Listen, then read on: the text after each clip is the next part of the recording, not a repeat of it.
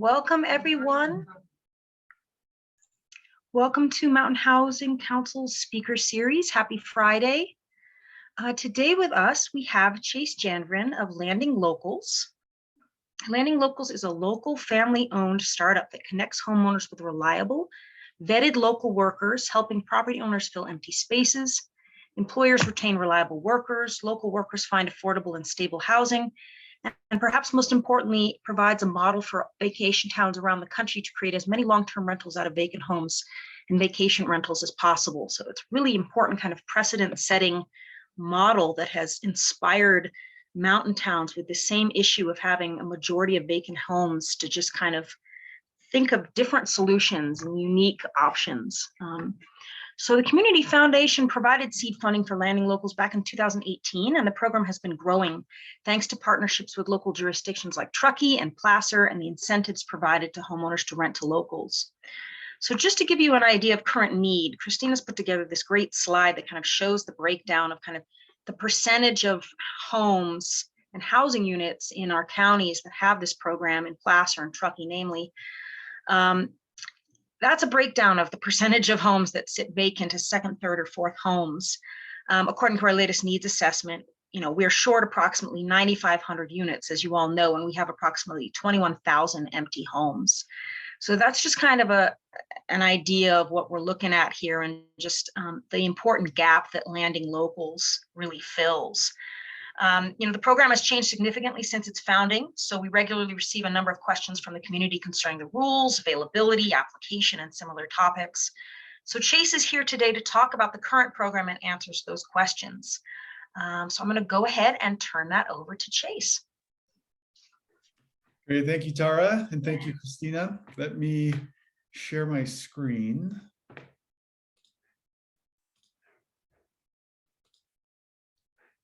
So hopefully everybody can see that. So again, I'm Chase Janvrin. I'm the general manager of Tahoe for Landing Locals. And I'm going to start with giving a little bit of an overview and background of the company. I'll talk about how we work with the different jurisdictions and the programs that we offer. And then I'll spend some specific time talking about the 3 Tahoe region programs that we have. So really how Landing Locals came to be is the founders, Kai and Colin, recognized just how efficient it was for customers of Airbnb to book homes, to book housing for vacations. And they really wanted to create something that was just as efficient and easy to use as Airbnb. And then eventually, at the start of COVID, the concept came to be of layering an incentive on top of that. And really what we're trying to do is to help solve the housing crisis by unlocking new housing opportunities, specifically for local employees. And the platform that's been built is really a plug and play platform that we have, that we can partner with local jurisdictions. And even though the platform is plug and play, it still allows for a great degree of flexibility with whatever the specific goals that jurisdiction wants to achieve. So we'll talk about that a little bit. And the programs that we have are generally called leased to locals. So the company is Landing Locals, and we're the conduit for the grant program that we call leased to locals. So when we're working with the jurisdictions, the conversation really starts at what are the objectives that they want to achieve. And it usually revolves around converting existing housing stock into new long-term rentals, specifically for the local workforce.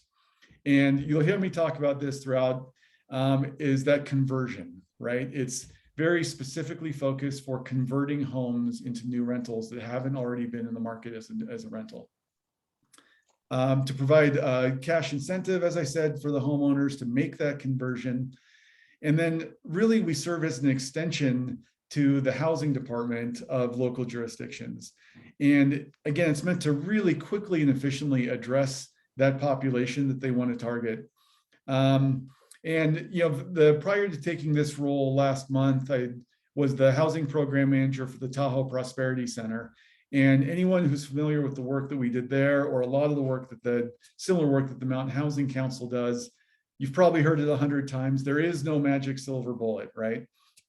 And so the housing crisis has to be addressed by a multiple of angles. And what's cool, what I love about what we offer is it can be implemented very, very quickly.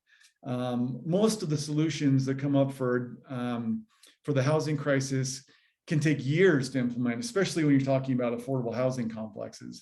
And the platform that we have can be implemented very, very quickly. And then when you talk about the incentive, the investment amount, the dollars that it costs, looking at just a purely personal, like per bedroom, per person count, it's very inexpensive relative to other programs. So then as we talk to the jurisdictions about what it is that they want to focus on, we'll start digging into the specifics. Are there specific types of homes that they want to convert? For example, do they want to focus on short-term rentals, on empty second homes? Do they want to allow, if a homeowner has suddenly found themselves with too much house and they have a couple of extra bedrooms, is that an option they want to allow? Do they want to focus purely on long-term leases, or do they recognize the importance of seasonal leases and offer an incentive for seasonal leases? And then, of course, what is the target population? Some jurisdictions, all they care about is that it's a local employee, and then that's the focus. Other jurisdictions want to put an income cap on it and say they have to be locally employed, but we want to make sure that we're limiting the program to those folks that are most in need. So depending on those specifics, we can change the program easily to adhere to what the jurisdictions want to achieve. And as I said, we started, the company was born in Truckee. We've also branched out to Summit County and Breckenridge, Colorado. We rolled out in South Lake Tahoe at the start of the year, Placer County on August 1st. And just last week, we were approved for Ketchum and Sun Valley, Idaho, and we'll be going live with that program in October. So we've had really excited about the response that we received from other mountain towns around the country. All right, so that's kind of the high level. So now I'll dig in a little bit more to the Tahoe specific programs. And if you've been on our website, you've probably seen this: earn up to $24,000. And that's the maximum incentive in the region. And that's the Placer County program. And so North Lake Tahoe, which is the East Placer County, South Lake Tahoe, and the town of Truckee are all the three programs we offer, and they all are slightly different. So I'm going to start with what's consistent. So these are consistent program guidelines across all of the three programs that we offer. And of course, the property must be located within each jurisdiction's boundaries, right? That makes sense. If the town of Truckee is going to offer an incentive, they want to ensure that that incentive is going to the residents of the town. Same thing with the city of South Lake, must be within the city's boundaries. And then properties can't have been a long-term rental within the last 12 months. And there's a couple of reasons for this. And going back to when I started talking, that really the focus is on conversion. If a property is already in the existing inventory of rentals, then the jurisdictions don't feel the need to incentivize that homeowner. They're already doing it. So it's really about honing in on converting those properties that aren't already in the rental housing stock, because ultimately there is a limited pool of funds. So we have to define the threshold somewhere. So that's one of the first ones that we do. There's always a rent maximum. Right now it's consistent, or at the moment it is now consistent among the three programs of $3,500 a month. There are some jurisdictions started out with per bedroom maximums. And what we found was that homeowners would really use those numbers as an anchor for pricing their property. And for a 2-bedroom, saying that the maximum is $2,500, not all 2 bedrooms were worth that. So we didn't want people to anchor onto the numbers that we said. And we also really want to encourage homeowners to do their own research and see what the market rates are, because we are not licensed realtors. We never tell people what they need to rent their home for. Ultimately, it's going to be up to the homeowner. So that's a blanket maximum across the region. And then incentives are not paid until the tenant moves in. And the incentives are broken down into 2 payments. Half upfront when the tenant moves in, and then the other half once that 12-month, or in the case of a seasonal lease, once the threshold has been met. So that's the property requirements. And I should back up. Sometimes quite often I'll talk to homeowners and they want to know if they personally as a homeowner qualifies. And so I want to point out that there is no specific qualification for a homeowner. The property needs to meet the qualifications, but there's nothing that the homeowner themselves needs to do or be in order to qualify. So there's the property qualifications and then the tenant qualifications. And I think it's helpful when you think about the tenant qualifications as the household and then the individuals who we talk about as qualified tenants. So at the household level, just for the household to be eligible for the program, half of the adults must be qualified tenants. And that changes slightly by program, but what is always consistent is locally employed. So regardless if we're talking about South Lake, Truckee, or Placer, it will always be true that half of the adults must be locally employed. So those are the consistent program guidelines across each of the three programs. So now I'll go into the nuance and the differences between each of those three. So starting with Truckee, there are two different incentive programs that are offered. One is the long-term, one is seasonal. So long-term, think that typical one-year lease, 12 months or more. Of course, homeowners are welcome to sign a lease longer than that, but 12 months is the minimum to be in that long-term, to receive that long-term incentive. And the incentive amounts are $4,500 per qualifying tenant, up to a maximum of 4 tenants. So that would be $18,000. For the seasonal program, there's a 5-month minimum, but the lease can be anywhere between 5 and 11 months. And the incentive amount is $2,000 per qualifying tenant, again, up to a maximum of 4. So that would be $8,000. And keep in mind that these incentives are a one-time sweetener.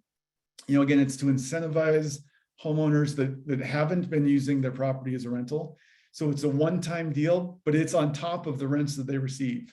This incentive does not replace rents. It's not in lieu of rents. It's a one-time incentive in addition to any rents they receive. So some of the unique program components, in the town of Truckee, multifamily properties are allowed. It's the only one of the 3 programs where multifamily properties are allowed by zoning. So if it's a duplex, for example, that property would qualify. But the property is still only eligible for 1 grant.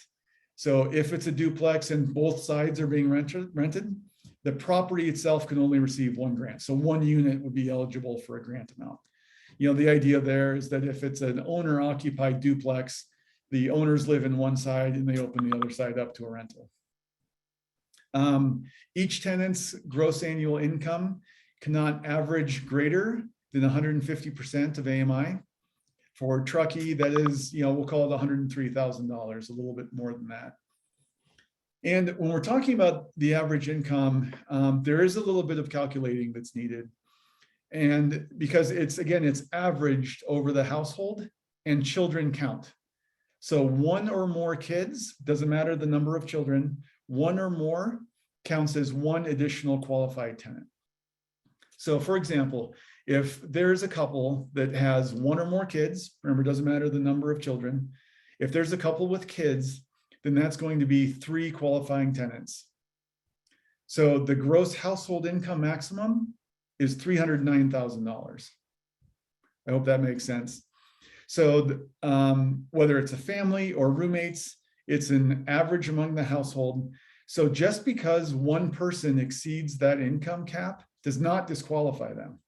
If 1 person might make over 103, 1 person can make less, but as long as that average among the household is less than the maximum, then the household qualifies. And then just a little note, 80%, actually more than 80, I think it's about 84% of property owners that have been in this program. And again, this is, we've been here the longest in Truckee, so we have the historical data for this, but 84% of homeowners actually renew with the tenants without getting another incentive amount. It's a one-time deal, but a lot of folks, the vast majority of people that we talk to, of homeowners that we talk to, they've never been landlords before, and they're nervous about renting their home. And, this really speaks to how well the program has worked, how a lot of the nervousness that some homeowners might feel once they get in the program and realize how well it's working, that they renew the lease with the existing tenants. So we're actually really proud of that data point. As far as results, we are in the process right now of processing our 100th grant. So that's 100 homes that participate in the program. Thrilled about hitting that threshold.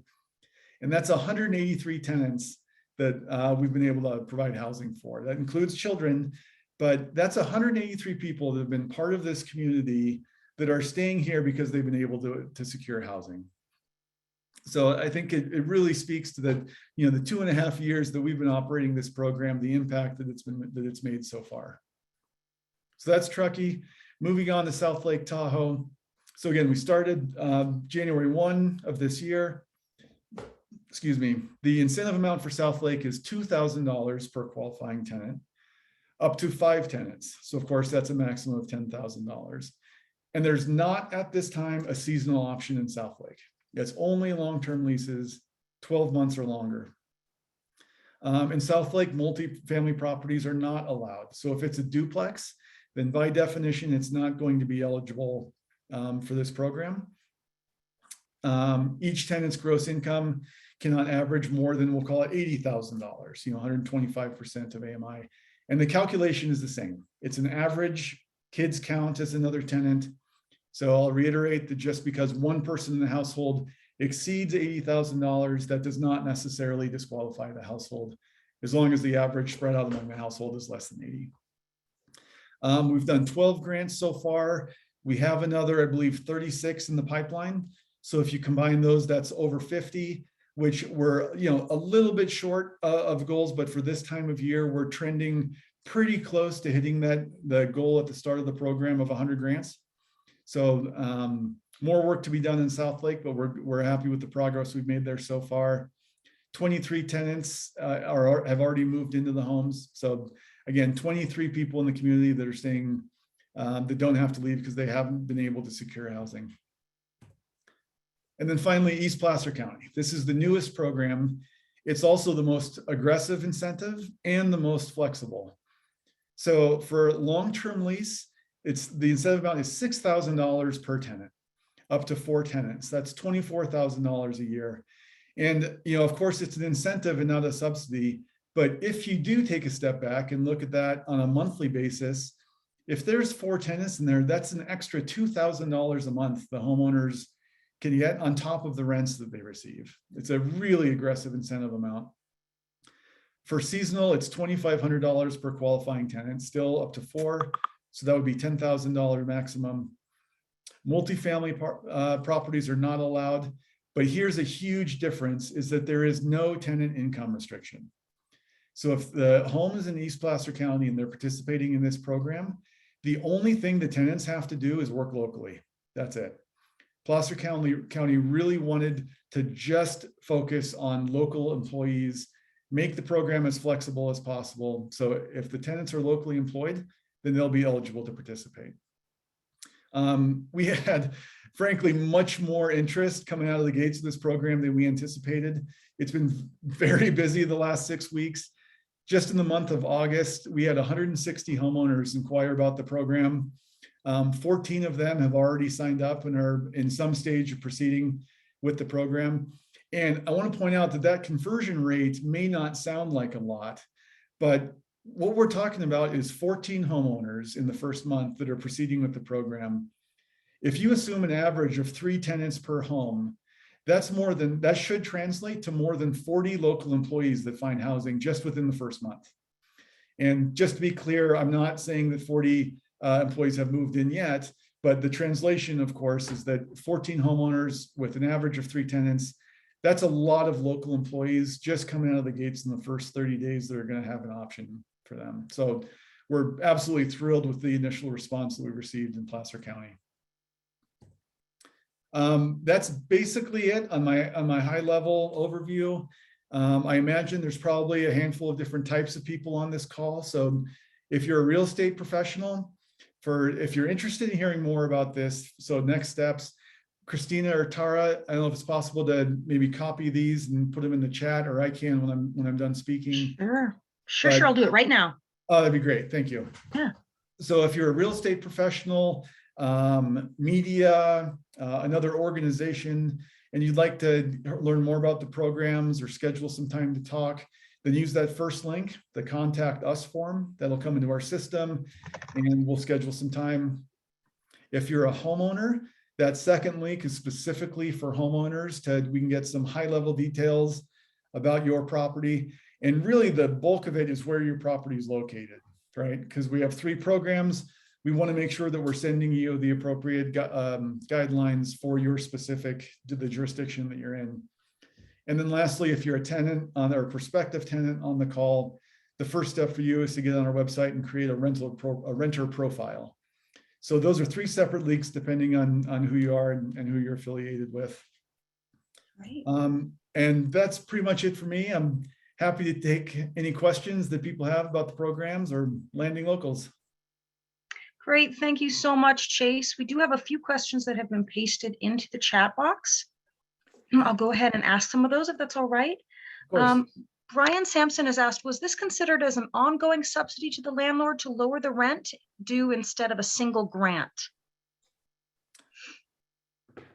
I'm sorry, we asked that one more time? It sounds like he's asking about whether these incentive payments were designed to not only open up homes to local workforce, but also designed to lower the rent.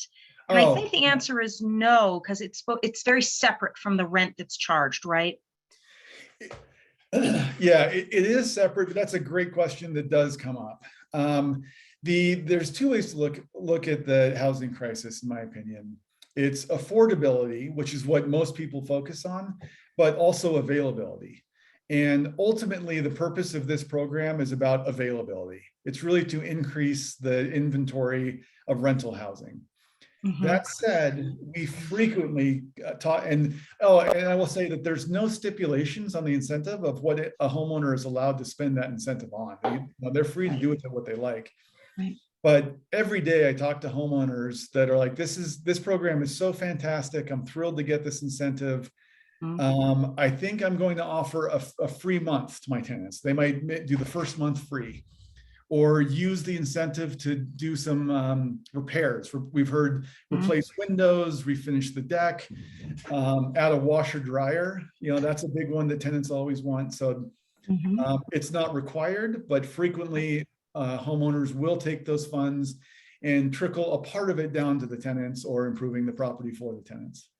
Great. And yeah, and I'm glad that you brought that up. There are also outside incentives that California will not for renting to locals, but that is interesting that you brought up kind of the different ways that people use the funds. I think a number of people in our region, indications have shown that they're also interested in home hardening efforts, as the state of California is also encouraging that with homeowners insurance, which is obviously very challenging to get in this region and keep.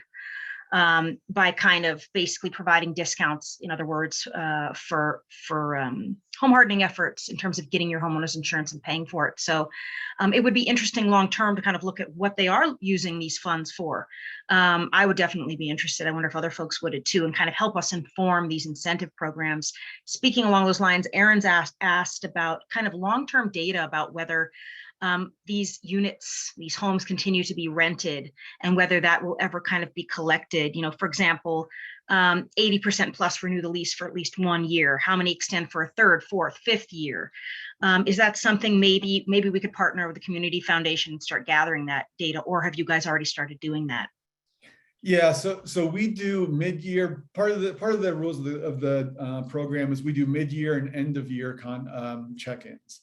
Mm-hmm. And Truckee is the only market that we've been in long enough to come across that. So as of right now, we are checking it in order to disperse that final payment. We don't track longer than that, but I'm open to doing that. I think that it could be some valuable data. So we can talk more about that, Tara, offline. Great.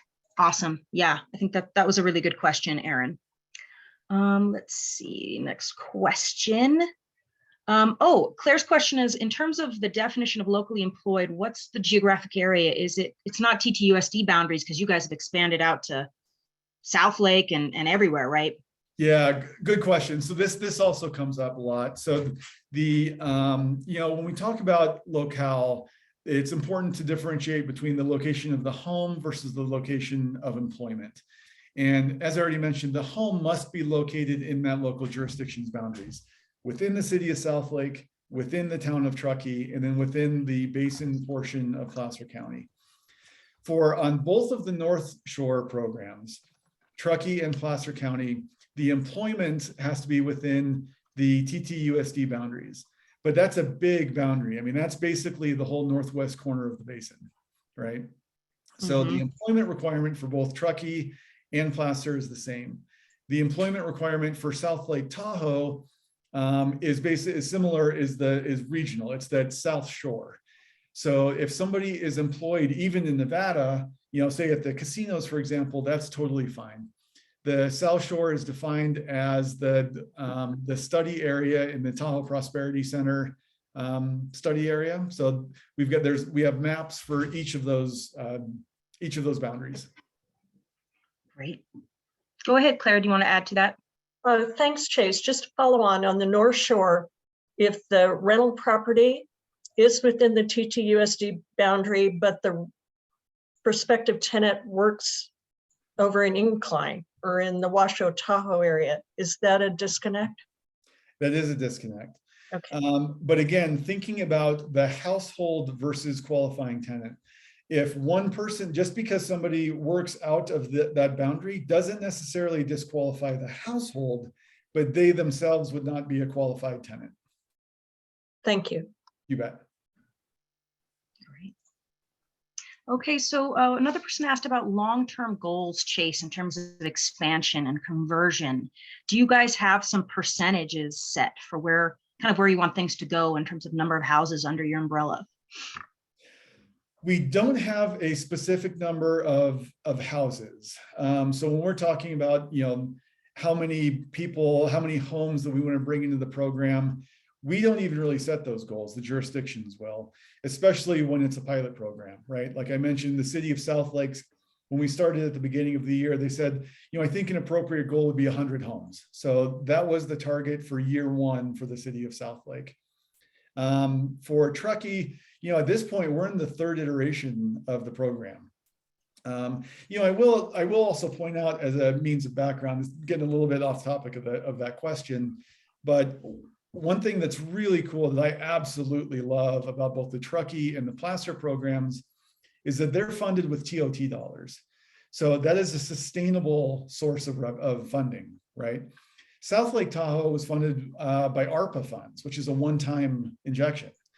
So when we're thinking long-term, I think that both the Truckee and Placer County programs have a pretty high degree of sustainability, because tourists are paying those TOT funds, and then they're earmarked for lots of different housing programs, one of which happens to be landing locals. So we don't have a specific housing goal, but of course we would like to offer this program as long as possible so that we can ensure we're helping as many people as possible.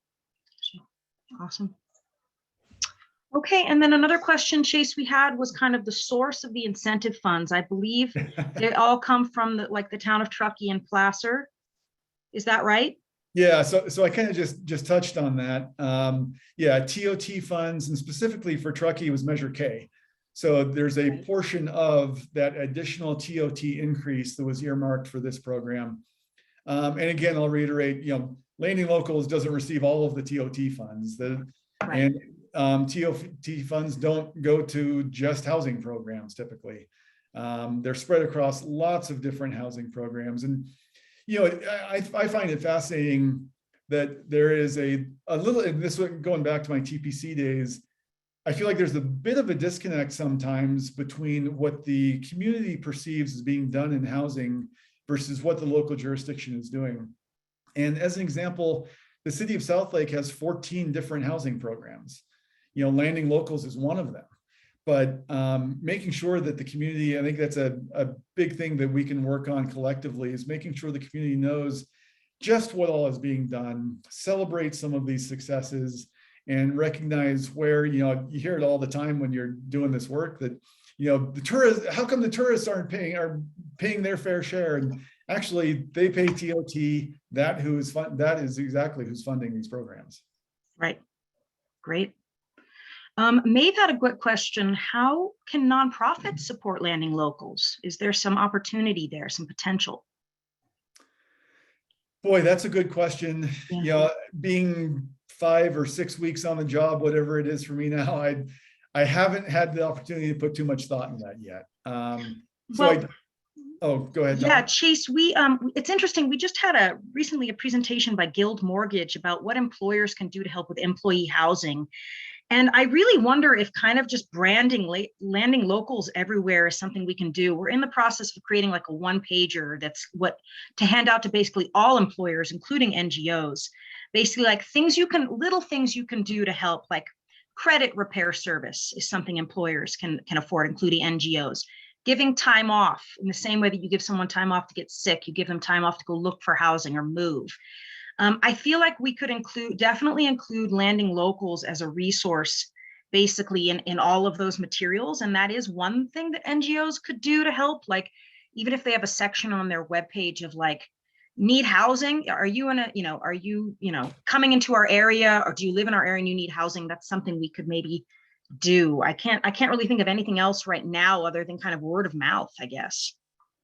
Yeah, so again, I haven't had much time to think about this yet, but just with the question and your response has given me a couple of really good ideas. So yeah, certainly we need, I think, more brand awareness, more recognition in the community. And then even more so, and this might be trickier, is awareness of the problem from second homeowners. Right. I had a conversation, I hear along the same vein frequently, but I had a conversation last week with someone, with a homeowner of a second home, who said they come up all the time, and his words, come up all the time, and their waiter or waitress made some comment about housing, and he said it turned into the whole restaurant. It turned into this whole conversation with everybody about the housing crisis.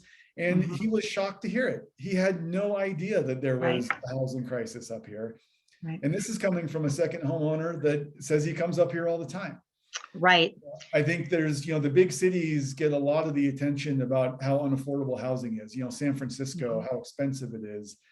But when you look at affordability, of wage versus cost of housing, it's less affordable here than it is in San Francisco because wages are so much lower.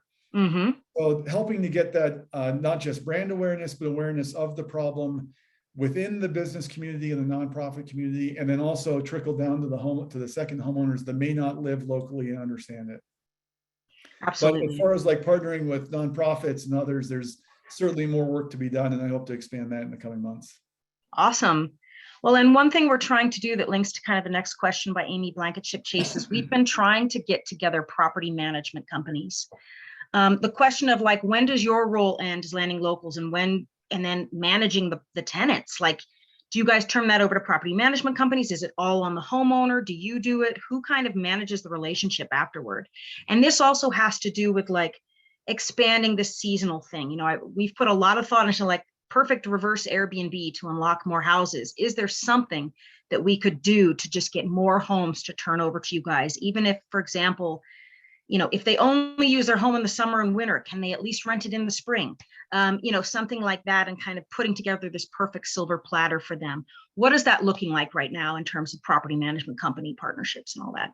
Yeah, so let me take a step back from that and talk about the 3 different options for securing tenants. Okay, great. Because this is a very, very common question. Every homeowner that we talk to wants to know, do we pick the tenants? Do we put them in there? Do you manage the property? So typically there are 3 options for homeowners to secure tenants. The first option is that homeowners basically do it themselves. They create a listing, or they know somebody, they've been referred someone, but however they do it, they secure their own tenants. And then where we would help with is we have some specific prepared language that they can include in their listing that says, the home is participating in, this program. Applicants should be employed locally and may not exceed this income, if that's applicable. And then we would work with them to basically, get all of the documents that are needed to apply for the grant and ensure all the T's are crossed and I's are dotted. And if a homeowner goes that route where they're finding their own tenants and we're just administering the grant, there's no cost to the homeowners. So that's the first option. The second option is we do that work for them. So we create the listing, we handle the tenant inquiries. We are right now, in the past, we have shown the property. We're not doing that right now for a couple of reasons, mostly because we've realized that the vast majority of homeowners want to meet the applicants in person so that they get a sense of who they might be signing a lease over to and who's going to be living in that property. Second, now that we've expanded to Placer County, which goes all the way down to Tahoma, between Truckee, Placer County, almost the entire West Shore and South Lake Tahoe, we just simply don't have the staffing, mostly because of travel time, to be able to cover that much land. So at the moment, we're not doing showings, but we're doing everything else up to lease signing. And then once the lease is signed, it's the homeowner's responsibility to do those more traditional property management things like collecting rents every month, handling maintenance and service calls and issues, that kind of thing. For that second option, where we're securing the tenants on behalf of the homeowners, we charge a flat one-time fee of 1/2 of 1 month's rent. Great. And I want to reiterate that if they do that, if they ask us to do that, the homeowner still picks the tenants, right? They're going to show the property, they're going to be it. We, Landing Locals, never chooses the tenants on behalf of the homeowners. Interesting. Okay. And then option 3, and this is what's getting to your question here. Option 3 is full property management. And I'll say it again, that because we're not licensed realtors, we're not even legally allowed to be property managers in the state of California right now. Okay. So we don't offer that. That we do have a couple of property managers that we work closely with that understand our program, but we are happy to work with any property managers. If somebody already knows a property manager or has worked with them in the past, we're happy to meet with them, make sure they understand the program guidelines, what eventually is going to be, what documentation will be needed from the tenants, all that stuff. So we're happy to work with any property managers. And then lastly, I will add that, excuse me again, we are actively looking for more property managers to work closely with. There's more work on my plate to be done that I'm expecting to start getting out in the community next month. I want to get in front of property managers to make sure that they understand the programs that we offer. And because we would love to have a list of property managers that understand the program that we can refer homeowners to. And I mean, this is just free business for property managers. If property managers want to take on more homes, we can refer them properties that have secured tenants, that have background checks, they're locally employed. We've already done all of that. The only thing left for the property manager to do is that ongoing maintenance calls and collecting rents for the homeowner. Right. Well, that's great, Chase. It sounds like huge untapped potential, and I will continue to try to get them to respond to us and to set up a meeting. So it's not just you and I on the call. Great. So Beth had a question about where you guys see the program expanding, if at all, beyond where you're already expanding, which is pretty big, into the Nevada County area, specifically the Donner Summit area is where her interest is. Yeah, so we are open and would like to expand to any community that wants us. Obviously, there at some point, we run into capacity constraints, so we have to do it in a measured way. But when we're talking about the rest of Nevada County, California, the county that Truckee's in, we would love to be there. We'd love to be in Incline Village on the East Shore. But again, ultimately, it is the local jurisdiction that provides the grants and the funding for the program. So, we would love to expand more places, but it's up to the jurisdiction. And I will say that the reason I was hired is to manage Tahoe, and the founders, Kai and Colin, have moved back to Maine, where she's from, to be closer to her parents. And they are explicitly focused on national expansion. So we have a strategy in place to expand. We want to expand, but we can only go we can only go to places that invite us in. Great. Excellent. Okay, Ian had a great question about providing incentives to developers potentially in the future, if there's any kind of potential or option there to maybe get out ahead of the buildings. Yeah, so I get a similar question pretty often. And And there's always more incentives that you can offer to a greater umbrella of people, right? And right now it is very, very focused again on conversion. Specifically getting homes that are not in the rental market into the rental market. I will say, I think before we were to potentially address developers, I think the next step, because it's the most common, I shouldn't say the most common question, but I think it's the most obvious need, is the difference between that rental creation versus rental preservation. And we're actively working on trying to come up with a plan that we could apply for homeowners that have properties that already are in the rental market, like existing landlords. Because we understand that, if there's things like a change in ownership, somebody was renting it, now there's a new owner, that is not qualified right now. They'd be disqualified from the program because it has been in the rental market. But we firmly recognize and believe that we need to find a way to preserve that as a rental. But there is a difference between the creation and preservation. So we're actively working on that.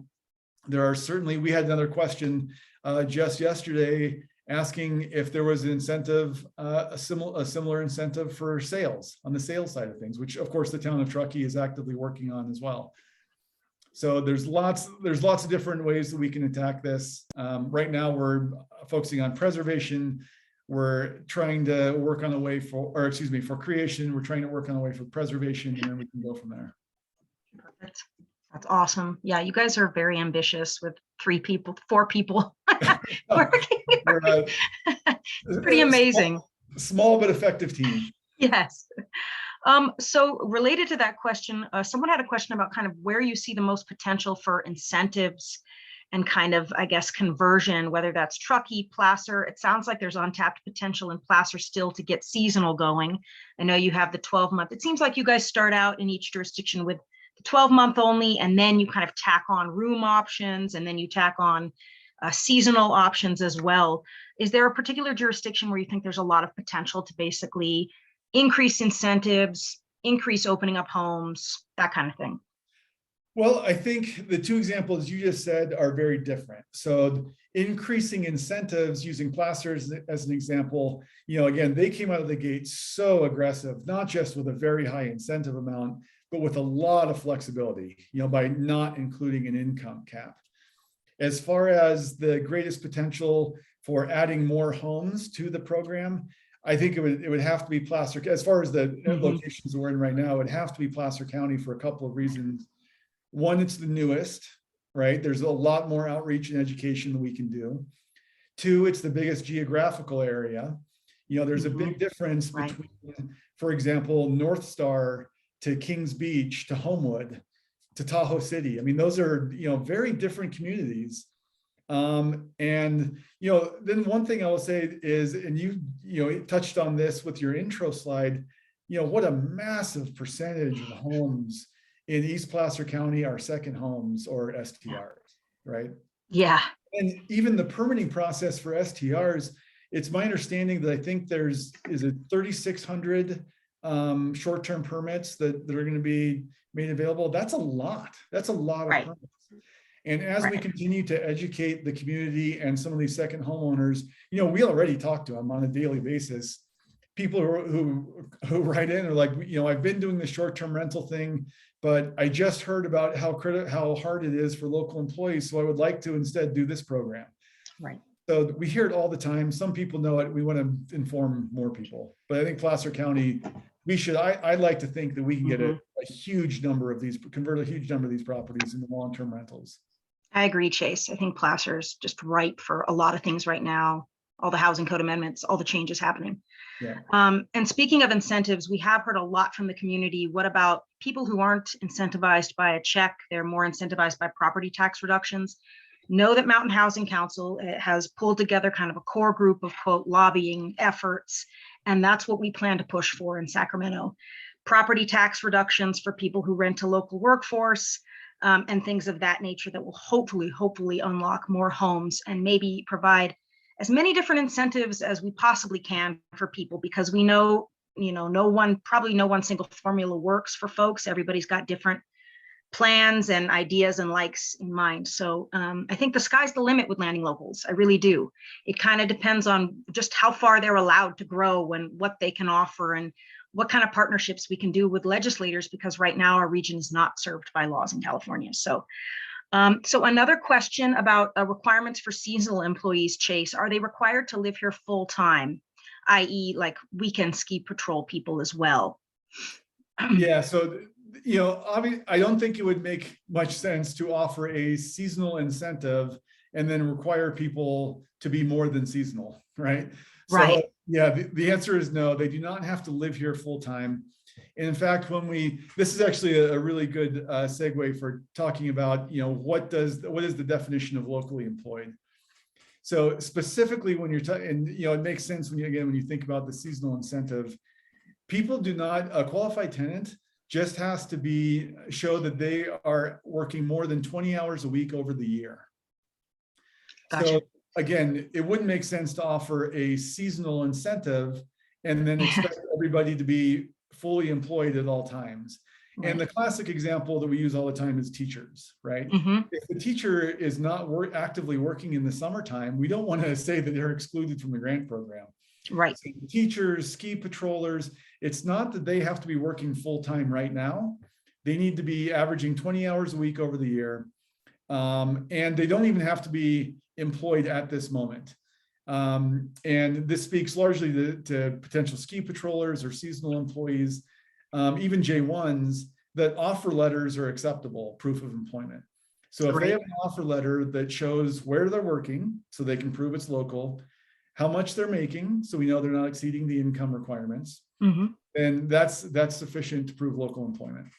Great. That's helpful, Chase, also as we set up more pilot programs for local employees, that what you require and what you consider to be sufficient. And also just to point out, you also have to maintain a certain amount of bureaucratic efficiency for your program as well. And kind of the more details you gather, presumably the more complicated things go. So in an effort to kind of keep things running smoothly and just be relevant and efficient and effective, I think that's a smart way to go too. We had a follow-up question to a previous question, and I assume the answer is yes. There's no kind of construction related limits, like newly constructed homes can qualify as well, right? You just can't have previously been renting as of now, right? Yep. Gotcha. That's right. Okay.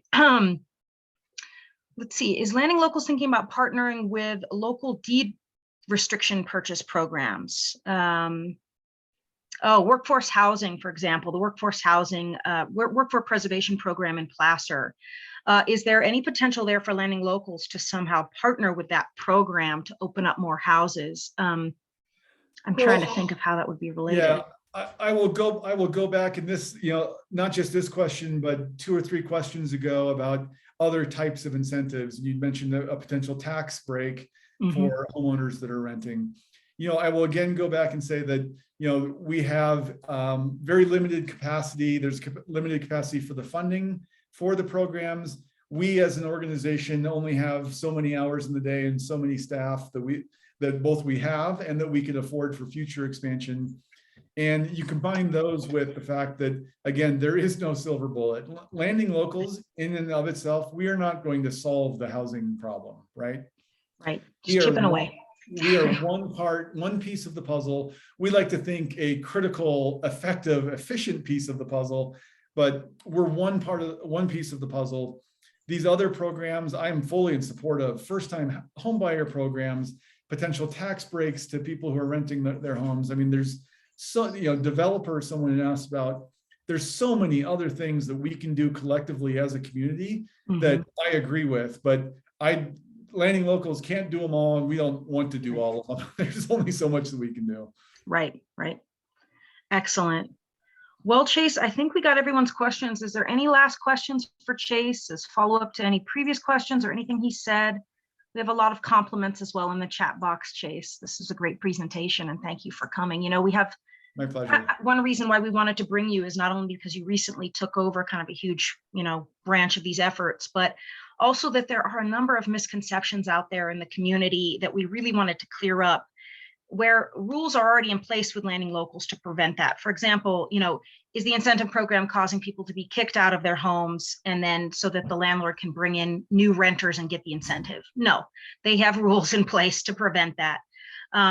So we just want to make sure we have these events every so often with you so that people can come and ask questions, and maybe even, we get property management companies to tune in and get more partnerships and open up more homes. So it's great the work that you are doing. Thank you so much.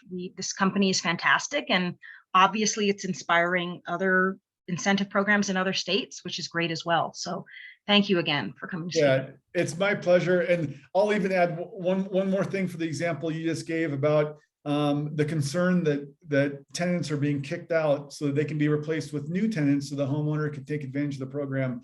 That is exactly why. That's the motivator behind they can't have been rented long-term in the last 12 months, right? I mean, right. We talk to homeowners every once in a while. They're like, well, I haven't used it that way. The previous owner did. Why should I be excluded? But that's why. Right. That's kind of the worst case scenario. We do not want, the whole point of the program is to house our local employees. Right. We do not want to have an unintended consequence of people getting kicked out so that the homeowner can then take advantage of the program.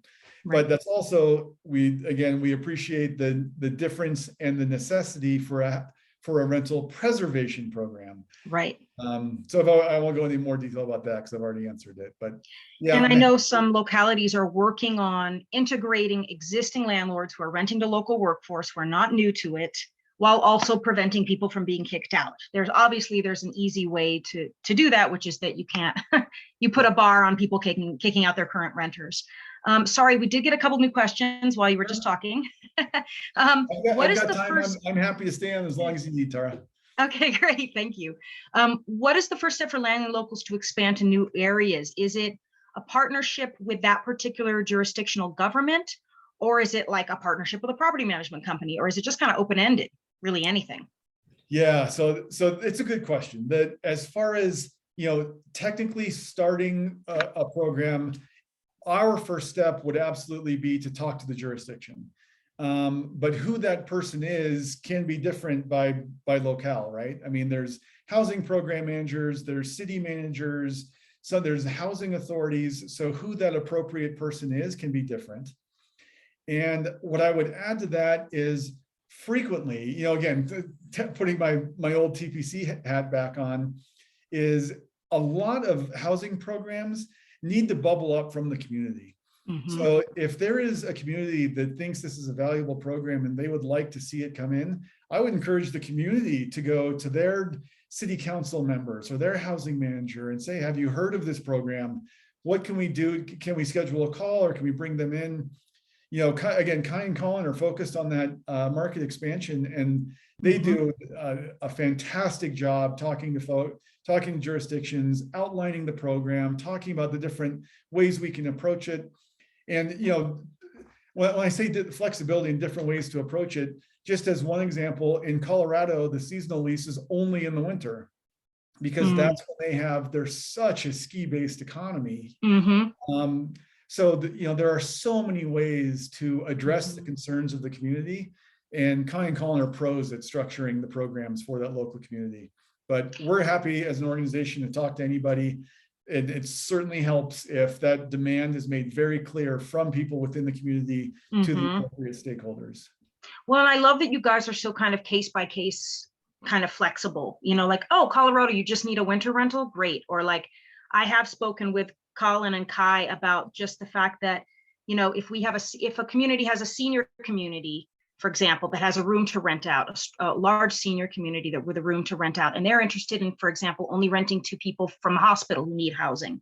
Let's say it's nurses who only come in for seasons or come in for year long, kind of where the potential is maybe for a home match. We can bring in other groups that have experience doing this, and maybe if there is actual ever a need in our community to actually do a match. So it sounds like you guys are really flexible beyond kind of just this one type of model, which I think is really smart because obviously, we have a huge workforce that can't sign 12-month leases. So, it's so important to stay open-minded and flexible. And it sounds like that's what you all are able to do, even with only 4 employees, which is really exciting. So another question.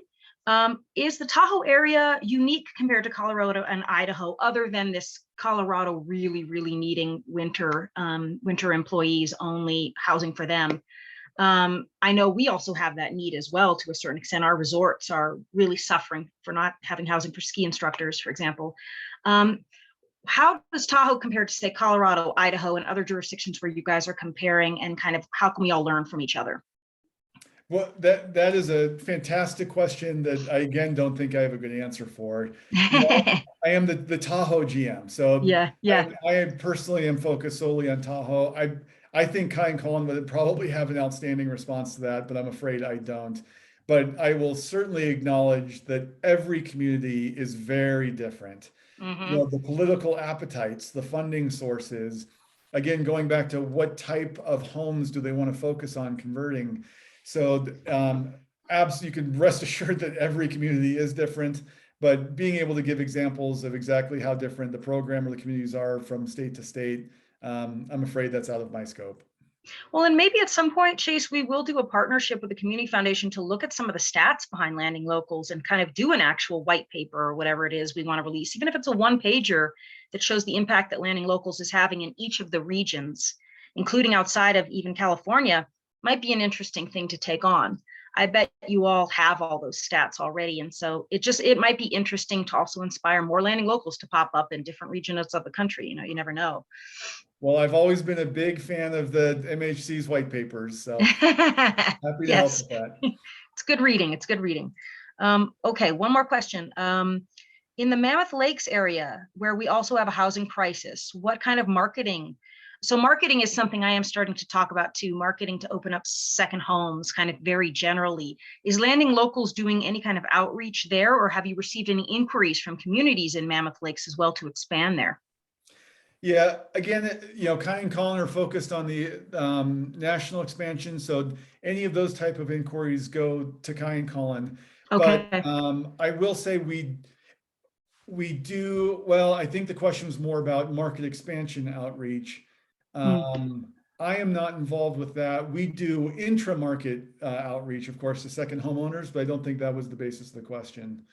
But right. Yeah, if it's a question that goes beyond Tahoe, unfortunately, I'm not the best person to ask about that. I haven't heard that the Mammoth Lakes community has been calling out for landing locals. It would be interesting to do an expansion there, I would think, if there's. And one thing I will reiterate, because I've already talked about a little bit, if there's anyone on this call, for example, Mammoth Lakes or another jurisdiction, that contact us form, I mentioned realtors, but realtors, jurisdictions, other organizations, that contact us form, which was the first link that I provided, that's the best way to get in touch with us about learning more about bringing us to your community. Great. Okay. Excellent.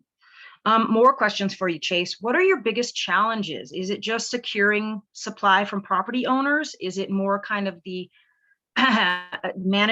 initial managing of the tenants, or finding of the tenants, or matching programs? What has been your biggest challenge at Landing Locals? Boy, because it's top of mind, I'll say our biggest challenge just in the short term has been staffing. We had, again, such a massive degree of interest from Placer County just when Kai and Colin hit the road. So me as the new guy came in by myself to handle them all. I was completely overwhelmed. Yeah. And we try to respond to everybody within 24 hours. And I certainly exceeded that. So if there's any homeowners on the call that you didn't hear from me for 3 or 4 days, I apologize. But capacity is one constraint. We are really trying hard to improve our systems to make them as smooth and streamlined and efficient as possible.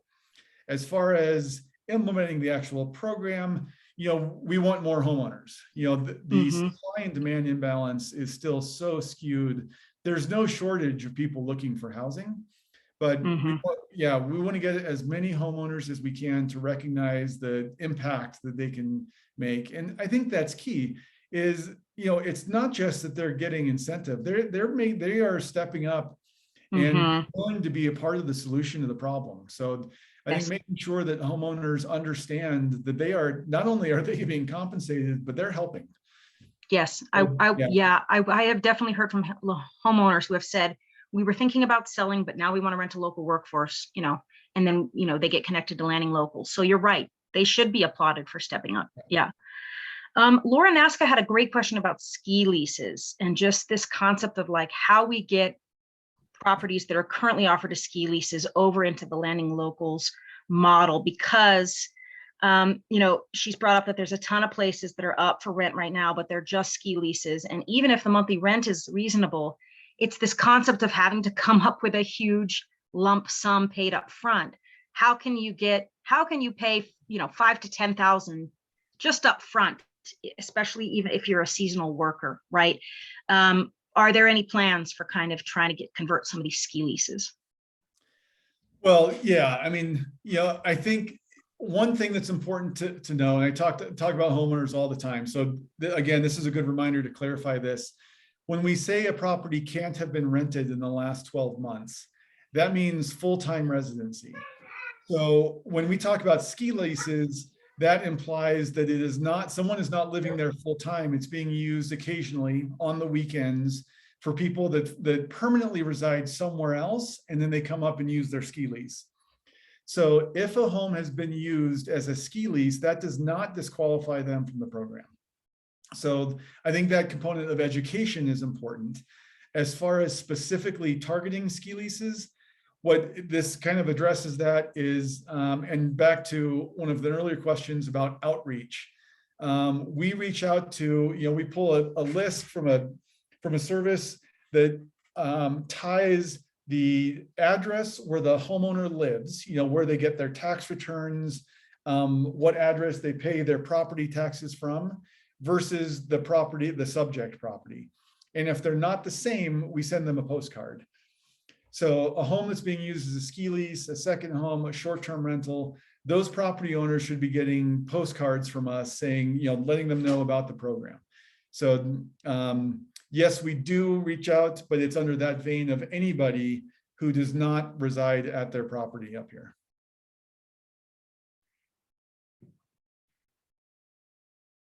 Oh, you're on mute, Tara. Thank you. Sorry. One thing I missed about that earlier question was, I think she was just asking in general, what kind of marketing you guys are doing. Yeah, well, I think I answered homeowners. The same answer is that, Yeah. we're, especially with the new program, like when we first come out, we send postcards to people who aren't living in their Tahoe property full-time. Then after that, a lot of it is going to be partnering with the jurisdiction. So for Placer County, for example, we're actively talking to them about how we can do joint marketing efforts to help get the word out. Some of it we don't really need a whole lot of additional marketing. Mm-hmm. We're talking about national expansion for a second. Someone had talked about going to new markets.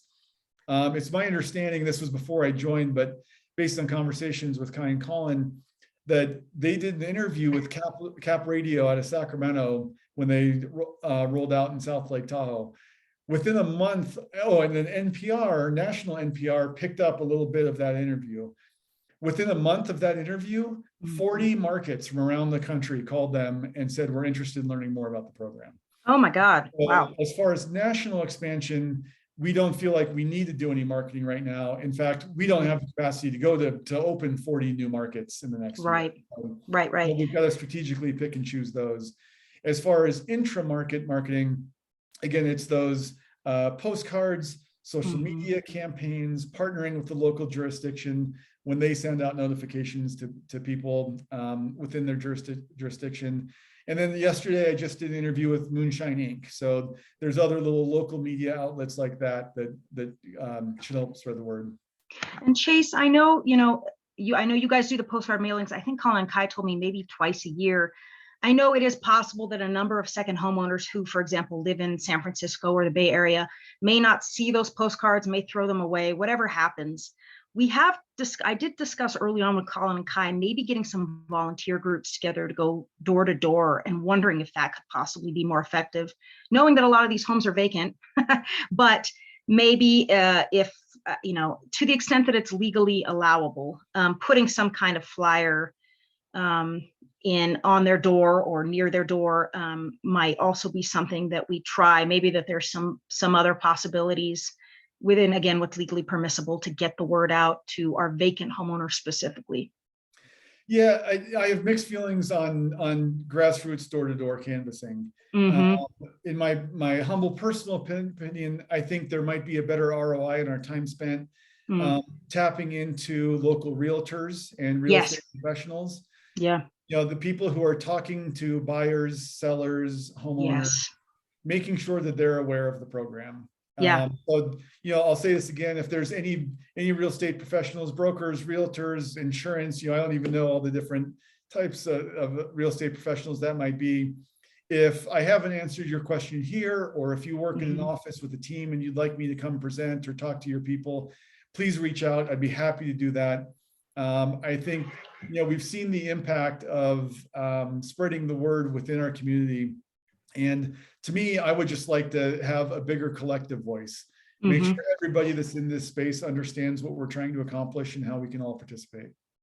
Yeah, that's great that you bring up real estate professionals. I know my landlord in Tahoe Donner got a letter encouraging them to sell the home, and I was very concerned that that letter could lead to a number of landlords maybe turning out their tenants. And so I wonder if in the future we could think about incentives for realtors, basically, when people come to them to sell, to at least just mention that this program is out there.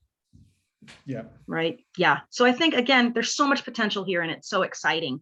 And I so look forward to adding to your workload, Chase, over the next. Yeah. Careful what I wish for. I just might get it. Yeah, exactly. Well, thank you, Chase. Thank you so much. This is definitely one of our highest attended events, and we got great questions for you, more than we ever have. Thank you for your hard work. Thank all of you, Colin, Kai, Isaac, all of you for your hard work. Such an important gap that you're filling.